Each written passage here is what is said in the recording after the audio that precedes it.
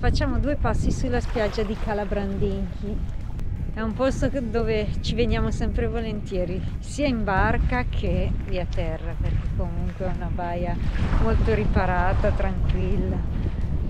Certo d'estate c'è un inferno, soprattutto in spiaggia, anche all'ancora, però diciamo che all'ancora in qualche modo, qualche posto lo troviamo sempre. Vero? È molto ampio, quindi si riesce a trovare abbastanza facilmente. Ho visto anche qualche partita degli europei. È vero. In barca alla TV.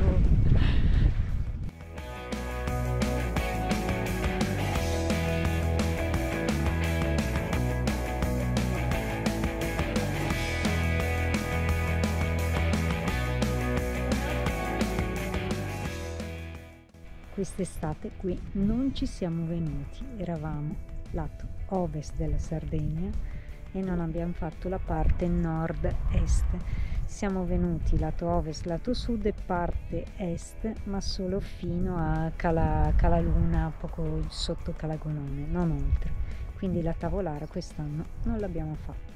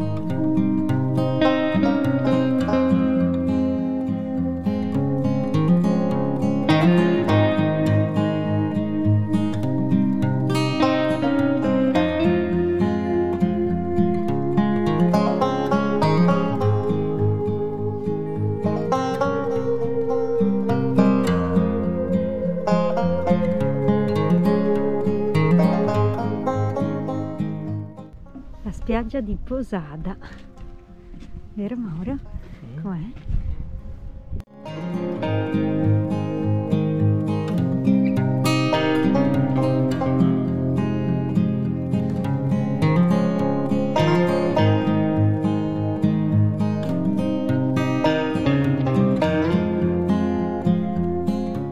Quante volte siamo passati qua davanti? Ma un'infinità Faro di di volte. Capocomino. E tutte le volte dicevo, che bella quella costruzione bianca. Anche se è semi abbandonata. Ci dovremmo riuscire a venire una volta. Ci siamo riusciti a E venire. finalmente ce l'abbiamo fatta.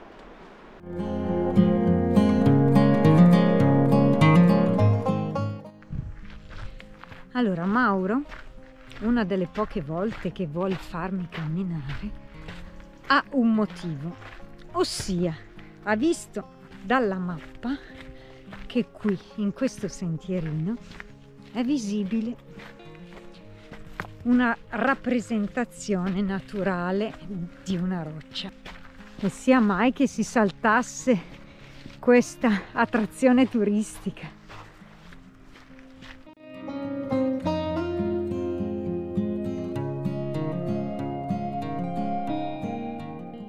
E adesso Mauretto ci spiega cos'è. Dice sì, Penus penis penottis, ossia fallo. Fallo, Minchia. fallo. Ecco la Betty che dà l'idea delle dimensioni Questo è quanto? del Penus penottis. Che giri?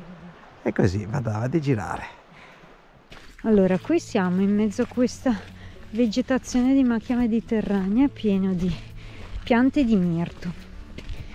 Purtroppo però, come in Liguria da noi, ad Andorra, è ancora presto per raccoglierlo.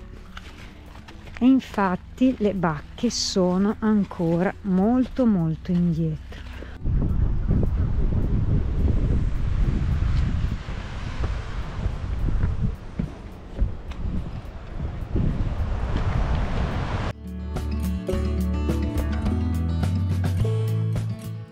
Siamo nel locale, non in riva al mare, In riva al bar. Carino. Ora torniamo da Carletto per poi riprendere la via che ci conduce dove? Ci condurrà, andremo ad Orosei a sto punto. Verso Rosei? Preferisci dormire lì stasera? Ma sì, vediamo ad Orosei o comunque in una zona abbastanza limitrofa. A Gorropu.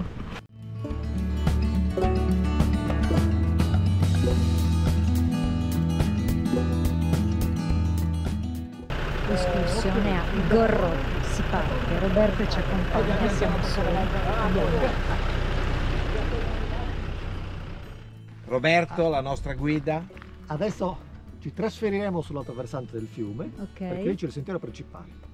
Attraversiamo il fiume, ci collegheremo al sentiero principale, poi seguiremo il sentiero principale perché arriva e si conclude a Gorropu, all'ingresso del fiume. Perfetto. Ok. C'è mediamente 2 km a 8, 50 minuti, 50 un'ora di minuti. strada tranquillamente. Va bene. Io normalmente ce ne metto 30-35. Noi ce ne Ah, metteremo però. 40, Voi- 45, Voi 50. mettetecene anche 55, va benissimo.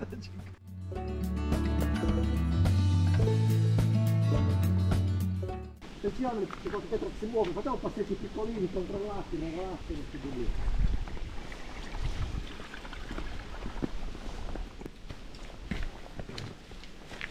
Adesso li accendiamo.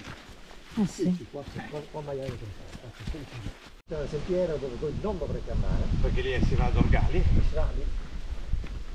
Questo è il sentiero è unico e si conclude all'ingresso Del a valle del canyon. Ah, Un ingresso, un sentiero, non ci sono deviazioni importanti. non possiamo Diciamo, sbagliare. ci si perde se ci si vuole perdere. Normalmente non ci si perde. Un sentiero pieno di corbezzole. Guardate un po'. Perché questi qui sono solchi dovuti all'acqua, questi. Si trattano di soldi dell'alluvione, del 2013 soprattutto, che è stata la più intensa quantitativamente. Oggi è il 20 novembre, giornata di sole, calda, insomma al mattino Caldo, e alla un po' di sera fa venticello freschino. fresco. Però poi durante il giorno si sta bene, 16 gradi. Oggi abbiamo dedicato la giornata a un'escursione che facciamo a piedi, un po' con l'end, con Roberto che è un po' avanti e un po' noi a piedi che stiamo arrivando alle gole di Sugorropu. Quindi un'oretta di cammino da dove abbiamo lasciato il land e andiamo a vedere questa meraviglia della natura, queste gole scavate nel calcare dal rio Flumineddu. Quindi vi faremo vedere la nostra giornata tra poco. Esatto. Gorropu, 15 minuti. Manca poco, Mauro, dai, ce la possiamo fare. Ci stiamo avvicinando all'ingresso. Questo, qua si notano le due pareti del canyon. Ecco, ci siamo praticamente arrivati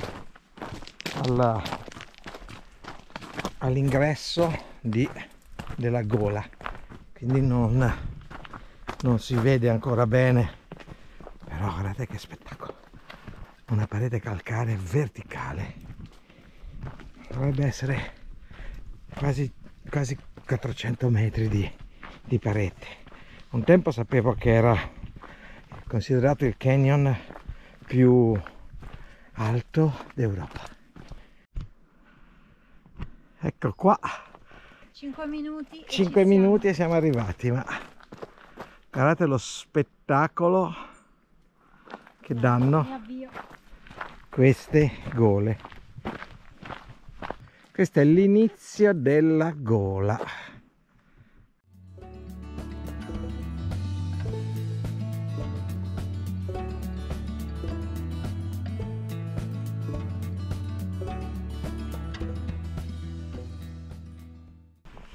Ciao bella. Miau. Gatto è il padrone di casa. E tu vivi qui? Io vivo qui. Ma come fai Iago, qua? Iago. Con cosa ti cibi tu? Ti portano da mangiare tutti i giorni? Normalmente doveva mangiare no, ma l'anno scorso è venuto d'inverno in questo periodo, è arrivato, era in hotel su ma non gli piaceva l'aria in hotel, si è trasferito qui e da allora vive qui. Gli diamo da mangiare noi, gli diamo da Gatto mangiare di Gorropu. L'estate sta benissimo perché è pieno di gente. Figurati, gli danno da mangiare tutti. Guarda chi c'è. Un gatto. Gatto di Gorropu. Ciattolo. Eccoci. Dunque, questo è un ortofoto del canyon. Il lungo dell'estensione completa è 1,5 km circa. Vedete? Noi l'abbiamo suddiviso in 3 aree, indicanti 3 diversi livelli di difficoltà nella visita. La zona verde che è una zona più semplice, la zona gialla che è una zona di minore difficoltà, la zona rossa che è una zona interdetta alla visita, se non si ispirati camminatori, arrampicatori o accompagnati da guide del territorio. Nel canyon vi scorre il Fluminibio, che scorre sotterraneo. Scorre sotterraneo perché siamo nel Supramonte. Il Supramonte è una zona interamente carsica. Le acque dunque tracimano in superficie solo a seguito di copiose e concentrate precipitazioni, indipendentemente dalla stagione. Il canyon fa parte di un complesso decisamente più ampio, lo vedete? Lungo fino a 14 km, tutto fatto a mo' di canyon, molto selvaggio, molto affascinante, per niente antropizzato, ma con le pareti sensibilmente più basse rispetto a Gorropu, che qua inizia e qua finisce, o viceversa. Segnante il confine naturale e amministrativo tra l'Ogliastra e la Barbagia, precisamente nel comune di Orsulei e nel comune di Orgoso. Noi siamo in questo punto qui adesso, che è l'ingresso a valle del canyon. Dopo una ventina di minuti e 500-600 metri percorsi si arriva alla parte più interessante, coincidente con tutto il tratto finale del percorso verde.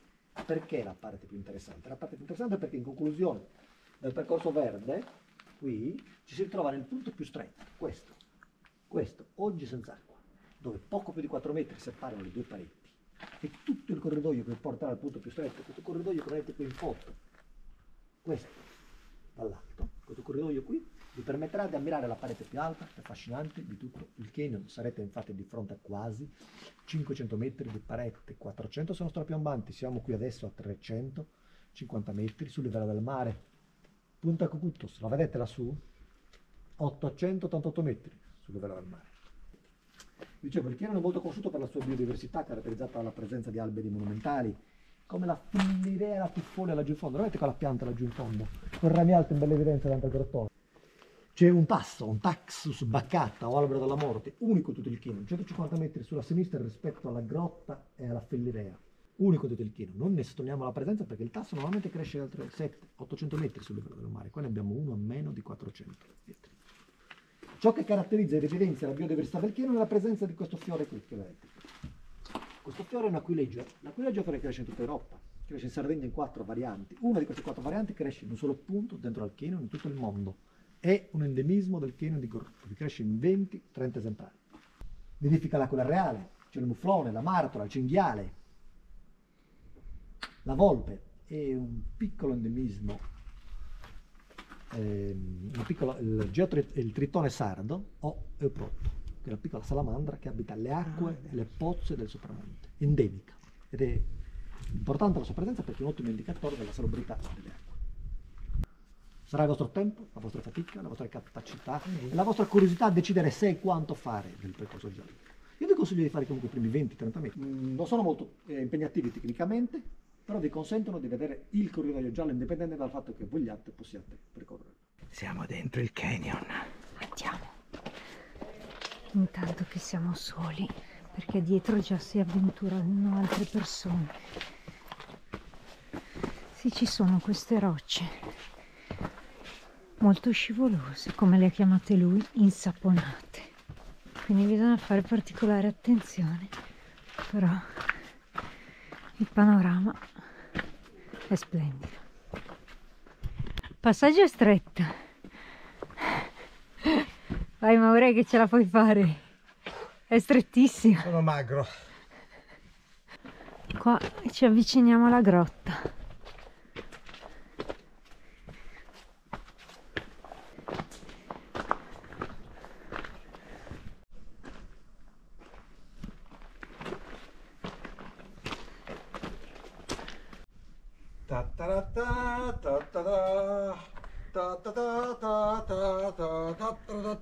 Mauro Jones alla scoperta di Gorropu. La scoperta del canyon perduto. È impressionante questo canyon. Mamma mia, delle pareti pazzesche. Ora stiamo terminando il percorso verde, o meglio, forse ce n'è ancora un pezzettino. E ci mettiamo nel percorso giallo, che è un po' più difficile.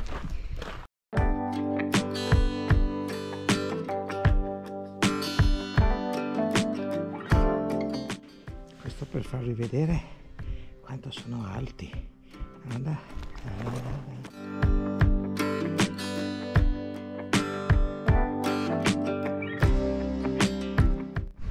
Ecco, siamo arrivati alla fine del percorso permesso.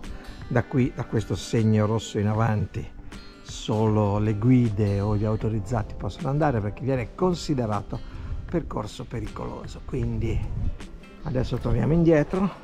Siamo già fatti comunque un bel pezzo. Questa qui è veramente spettacolare. Spettacolare la parete. Che fare? Sono soddisfatto. Torniamo verso il campo base.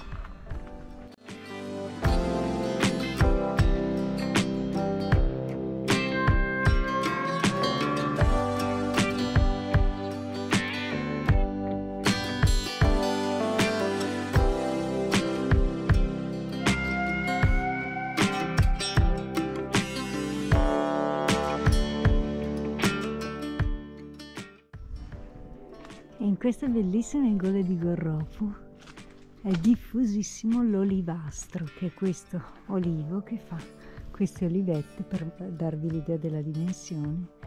Sembrano grandezza del mirto, delle bacche di mirto, proprio piccoline, qui stanno maturando. Belin, ma che cosa che mi vuoi fare? Ah no, questa cosa l'ho fatta fare io. Chi ha deciso di venire qui? Mauro, che voleva tornare ai vecchi tempi, o sbaglio? È un po' stretto. Diciamo che o si è allargato Mauro o si sono ristrette le rocce. Che dici? Ristrette le rocce, sicuro. Ecco, immaginavo. Abbiamo appena terminato la camminata alla gola di Gorropu.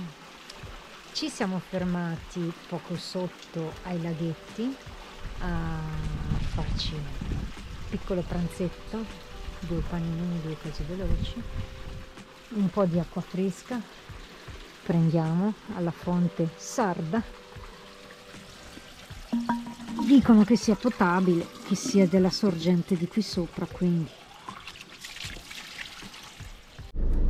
Ecco, abbiamo terminato l'escursione a Gorropu, che è quella che vedete. Esattamente quella gola lì sotto. Giornata faticosa, sicuramente faticosa, soprattutto quando non si è più abituati come non siamo noi, ma molto, poco allenati. Molto interessante, molto bella e attrae. E qui parte il sentiero dal passo di Sella Silana. Questo è l'inizio del sentiero che porta dall'altra parte del canyon Gorropu. Mucche che attraversano i sentieri. Noi siamo arrivati col camper al campo base Gorropu. Con la Jeep abbiamo fatto questo percorso in bianco. Ci hanno lasciato qui, Jeep Transfer. A piedi ci siamo fatti questo sentiero blu fino a qui, che è l'ingresso del canyon.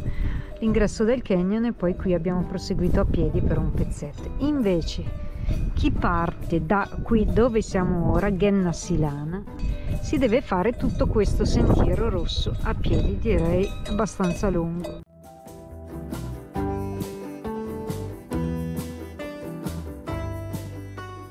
Questa è la vista che si ha dal supramonte di Urzulei verso il golfo di Arbatax. Questo che vedete in alto sulla sinistra è Baunei.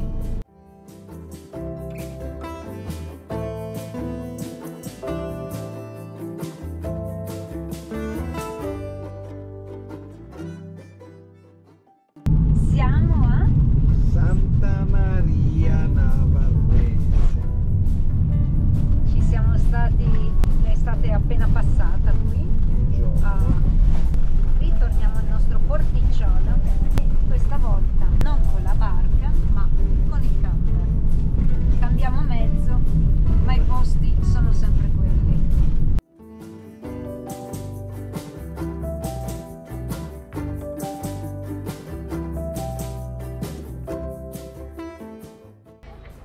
stavi dicendo qualche porcata. Sì. Ecco, quindi shut up please. Questa è un'attrazione turistica alla quale non potevamo mancare, perché Mauro, figurati se mi dice no, non andiamo. Aspetta, puoi ripetere un secondo che riprendiamo? Dai, dici. Ora proseguiamo la camminata e sto riprendendo mentre parlo. Mauro deve sempre parlare lui, giustamente, perché devi interrompermi sempre il mio discorso. Mi sono sbagliata.